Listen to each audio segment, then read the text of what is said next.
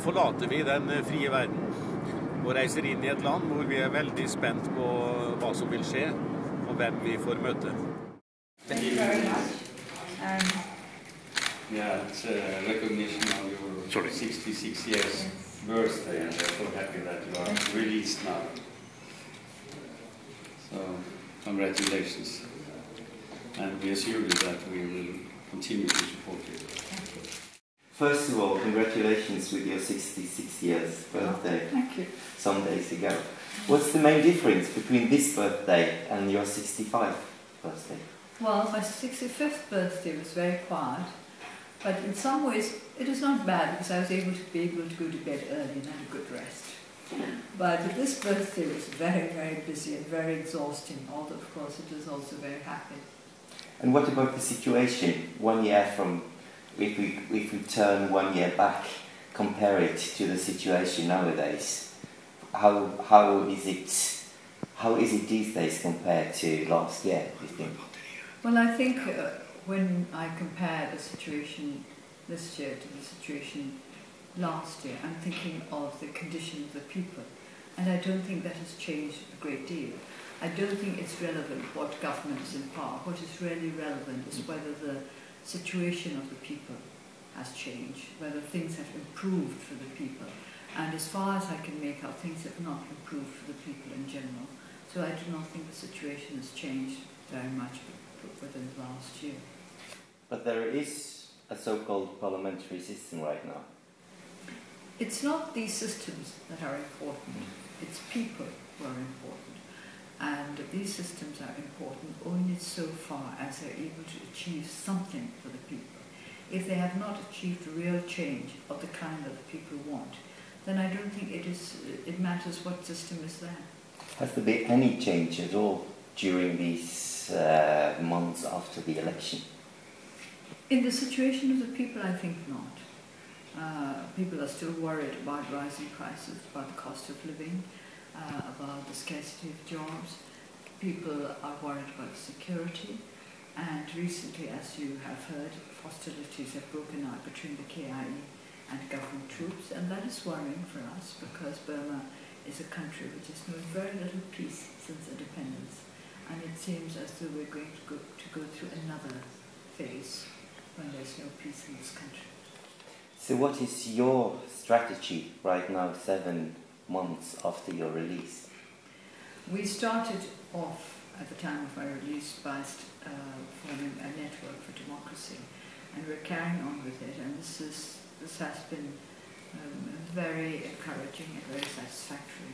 What we're trying to do is to create a situation in Burma where the people of Burma will understand that whatever change they want, they have to do it for themselves. And not only that, they must also feel that they're qualified to bring about this change, and they must have the courage to set about bringing about this change. Some people have maybe shown kind of a courage to be MPs. Or is that a wrong opinion? Well, I don't know that you need a lot of courage to become an MP. I would have thought that to agree to participate in the elections was in many ways the line of least resistance. And you are still on that line?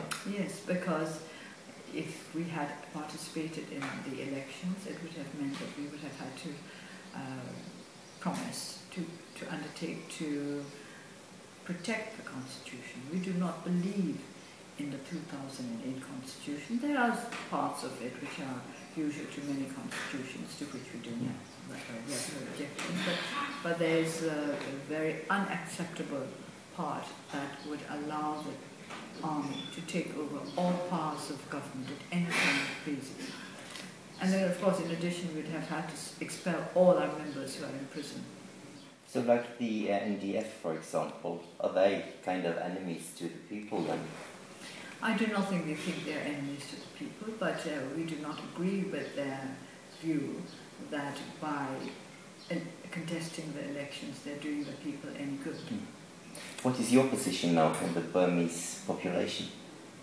We still have a lot of support from the people, otherwise we wouldn't survive. The government has said that we're not a registered party, but the fact that we're stronger than ever means that we do have the support of the people. a registered party can survive whether or not it has the support of the people, because all it needs is a bit of paper saying that it's a registered party. But for the NLD, whether or not we survive depends on the support of the people, and I can say that we're stronger now than we were last year. Where do you find your strength? From the people, from our colleagues, from the members of my party, who have worked very hard and very loyally over the years, and very cheerfully. And they don't go about their work with long faces and make it all appear as if this were a great sacrifice that they were undertaking. They're all very cheerful about it. So what about the international society? What about the Norwegian people? What would you say to the Norwegian people for supporting the Burmese people? Well, first of all, I would like to say to the Norwegian people, thank you for all that you've done for us in the past. And then secondly, I would like to say, please continue with this help, because we still need your support and we still need your help. And we were worried because there seemed a time when certain elements in Norwegian political life, as well as private organizations, seemed to be supporting the idea of the elections because they said that this will lead to better times. We were upset by this, and we were also surprised because we thought that Norway, more than any other country, was more aware of the situation in Burma. If you are looking 5 years further in time, where are you? Oh, I don't like making predictions about the future. I think this is the coward's way out.